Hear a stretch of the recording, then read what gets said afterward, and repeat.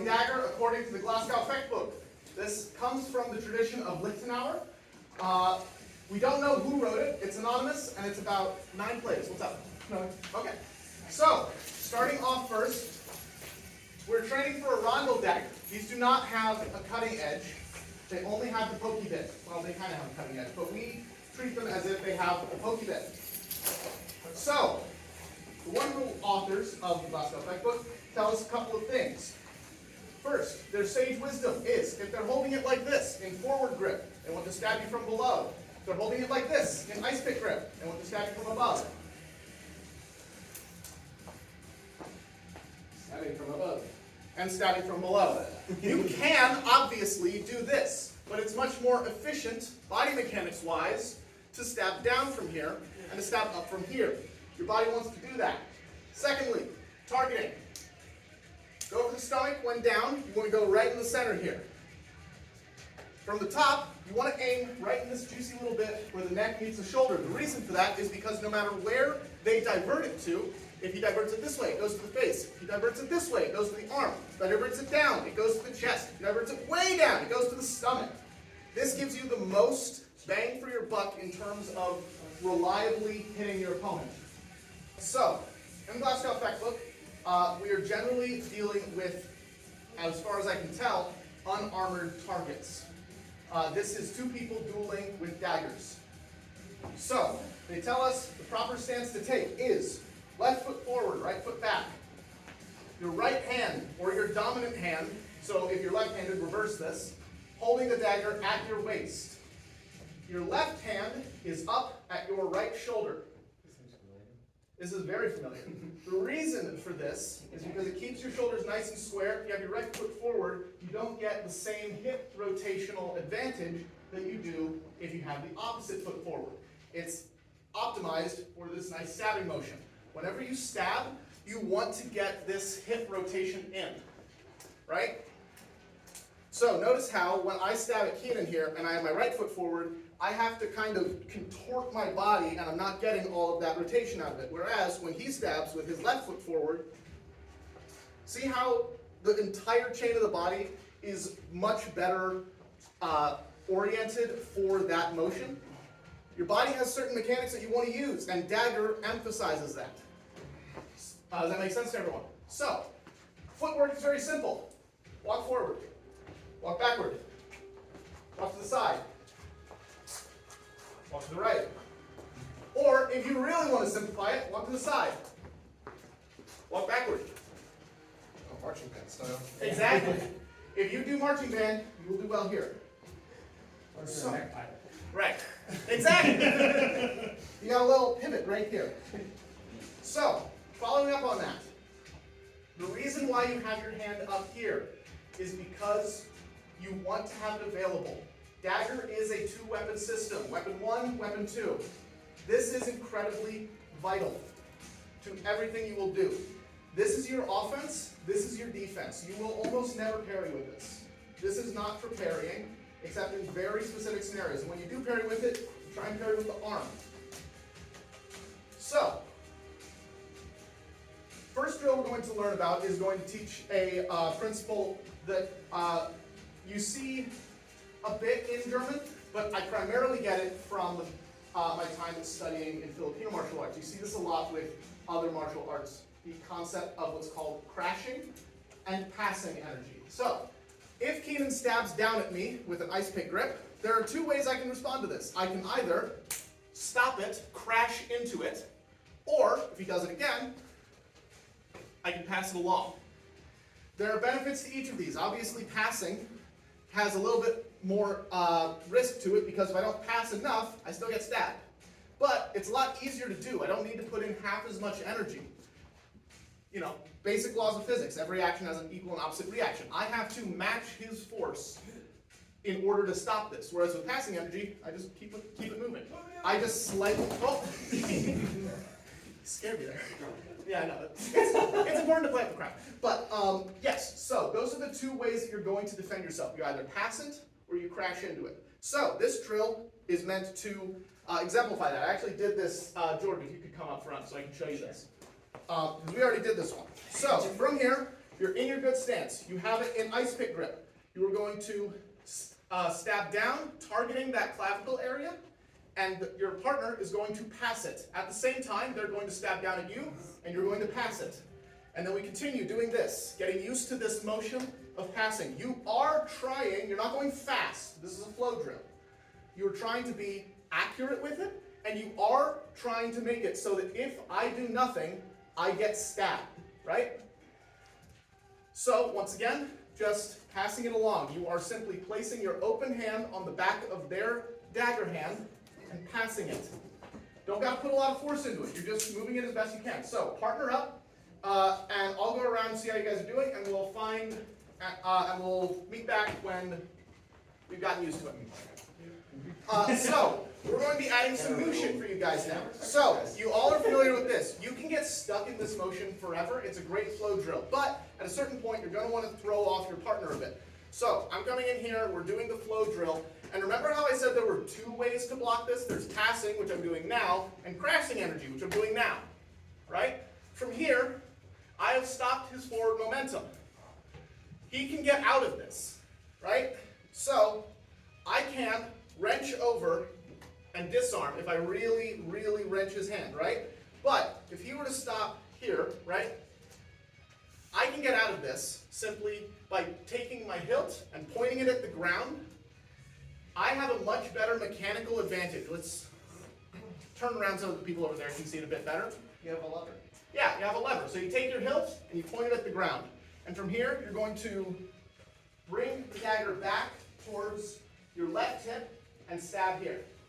Your partner is then going to take that lovely hand that I just wrenched out of and stuff that hand and stab me from above. And hey, what do you know? We're back in the drill. And then we just continue the drill. So, once again, if you crash into me, it will go like this. This is getting you used to the concept of breaking out of this block, which is very common. So if you break out of it, so you... Oh wait, sorry, that was Yep. here, Right down down, here. yep, like stab, and then you cut. This is just getting you used to not falling into this nice, almost lullaby of emotion, and getting them used to breaking out of one of the more common blocks. Does that make sense? And then you get to block this nice one, and go right back into it. So get used to those motions. Does anyone have any questions? Cool, here's the dagger back. So, that's the basic flow drill for passing and crashing energy. That drill will get you a long way. Here, try it with me, yeah. That drill will get you a long way in practicing here because those concepts continue anywhere. You'll see that throughout all dagger play. You either stuff the arm or you pass it along somewhere else. And it's not black and white. You can also have a certain type of parry in which you are passing but crashing into it in about 50-50, right? So, one of the plays, we're getting properly into the Glasgow Fechtbuch plays now. One of the plays is, if they stab at you from above, you are in this, or below, excuse me, and you are in this stance. They're stabbing up at you. You're going to take this hand and press it out to the side. And from here, you simply step inward and stab, right? So once again, they're stabbing up, your hand is here, you're pressing it out to the side. This is technically crashing, it's a little bit of passing too. You're not grabbing their hand, you're taking this bladed hand and pressing it out and simply passing it along and stabbing into the stomach. Exactly. So, practice that motion a couple times, 5 times, one person and then swap. Same partners we'll say. There is a counter to this. This is a fun one. They can do the exact same thing because you're responding with the exact same strike. You could theoretically with this, right? So if you stab at me, it says to just stab like so. They can do the exact same thing. And now they're actually in a pretty good position because all he has to do is step towards my front foot on my outside line, and hey, what do you know? I'm so screwed right now. I've seen this before. Exactly. Hey, you should recognize this one. It will be on the exam. So again, if he stabs in and I do this, and I go in with the same exact motion, he can just do the exact same thing, and then he's in a better position than I ever could be. So, alternatively, I want you to practice that counter. But also, remember that you don't have to follow the rules. The stab from below and forward grip, stab from above and ice pick grip is not a hard and fast rule, because you can just bring this up and stab down like so. And from there, he can still block, but this is a much more advantageous position, for me at least. Exactly. And now we're grappling, and that's the essence of Dagger. But, so, that's just, yeah. So, what I, is judo. yeah. Oops, all judo. So, what I want you guys to practice is one of you stabs in, the other one responds, and does the exact same thing. Some of you guys are doing this already. Kudos to you for skipping ahead. And then just work on stepping towards the outside line. Don't throw. Get here and stop. Don't actually throw them. We've done that throw a million times. You'll be okay. You'll be fine. But yeah, partner up and practice that motion, and I'll be going around to see if you guys have any questions. We're now going to learn a bit of defense against ice pick grip. This is going to go back to the drill we were doing before. So, you will very rarely both be in the same grip at the same time. A lot of times in spars, you'll see people switching between different grips pretty quickly in response to things. You'll find people that favor one over the other, but a lot of times you'll have times when George here will be in ice pick grip, I will be in forward grip, and George will strike down at me. So what do I do here? Well, I crash into it. Don't break them. Huh? Don't break them. Thank you. I will crash into it. I'm going to bring this up. I'm going to press towards my right. So if we shift around a little bit. So that you can see the other side. Yep. So, stop. I'm going to place the butt of my dagger on the other side of his arm. I'm going to bring it around. From here, I'm in control, and then I drive forward into him. From here, you're really utilizing this nice little flat part of the rondel to force it forward. You're driving with it. With this, we're utilizing that. Where? It comes down, I stop it, I bring it over, and I'm driving inward into his right where his ribs meet his stomach. And notice, this is one of those times that I am utilizing whatever footwork I can, either simple step or passing step, to just drive forward, but I try to stay behind him here. Okay. Does that make sense? All right. Practice that motion a couple times. Find a new partner. Have fun. So, as with all things in HEMA, there's a counter for this, and it's annoyingly simple. So, a lot of you were asking about the difference between blocking from the outside or the inside, right? So before we were doing this motion to block, and here I was saying to do this instead. You can do both. They have their benefits. This gives you more options. If you're not able to get your hand up, you can just wrench it out and say, hey, what's that? Your knife. Exactly. Across the room.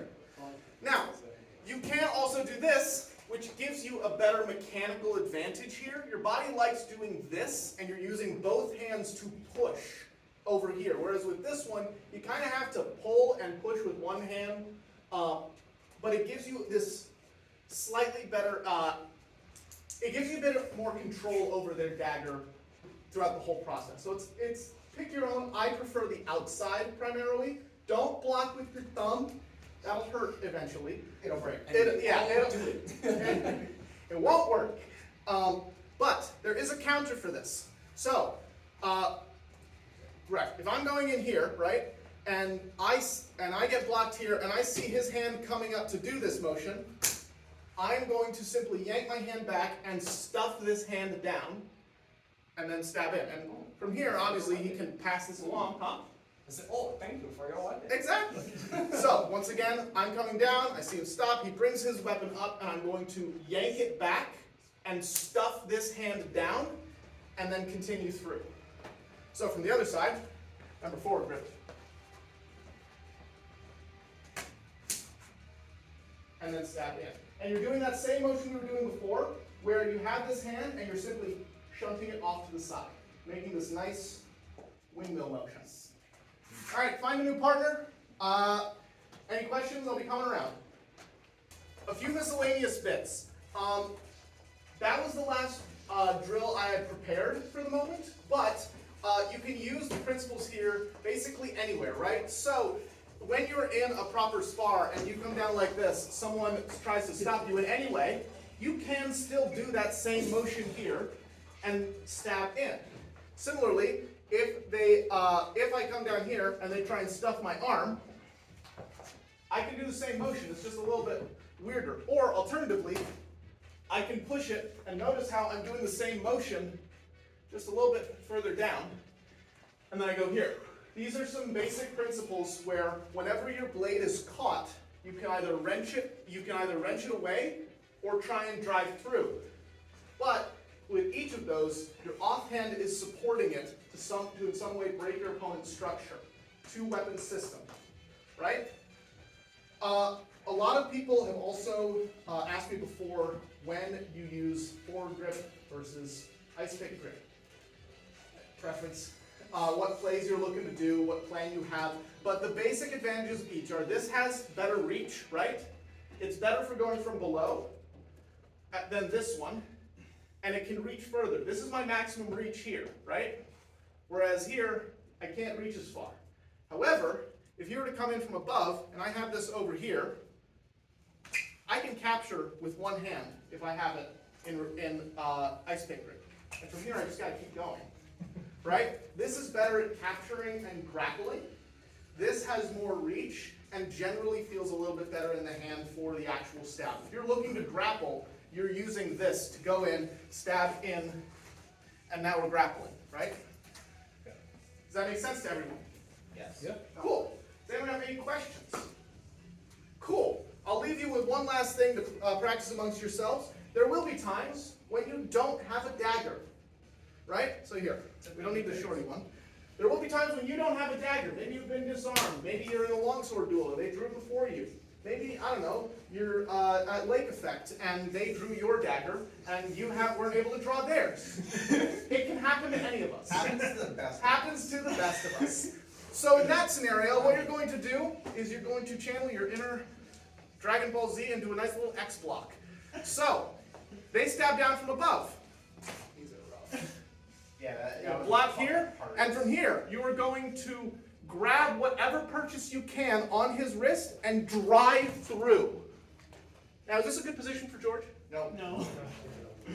Yeah, it was my So, all you're doing here, from the other side, he is stabbing down, and I am making a big old X to catch it, funnel it down, and keep it nice and high. If it's down, uh-oh, I get stabbed in the face. I keep it nice and high, and from here, I'm grabbing whatever purchase I can, and driving.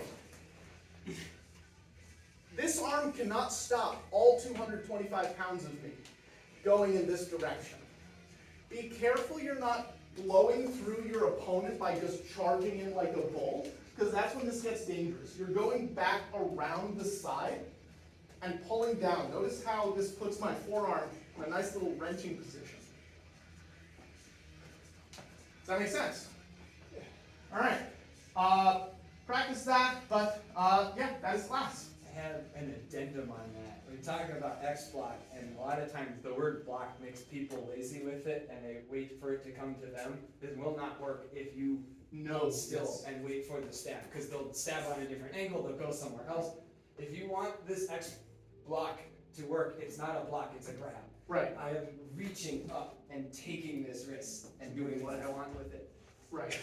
That's a very good point. You need to be proactive. Assertive. It's Right. I'm going and getting it. That's He goes kind to of- stab me, and I'm like, no, I don't want that No, to no, happen. no. That's actually a very key point of Dagger, according to this source, is that you have to be aggressive, you have to be proactive with it. If you just sit there and wait for them to do something, they're going to get the drop on you, they're going to win. You need to be aggressive, especially if you don't have a dagger of your own. But even if you have a dagger of your own, you need to see them making a move and take the initiative away from them in some way, right?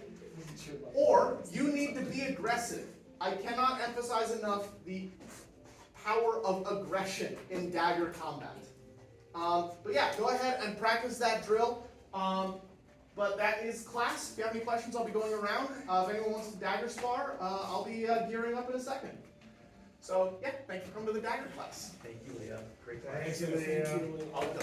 I'll meet you in the ring, Owen. I do have a question. What's up? The last show that we did,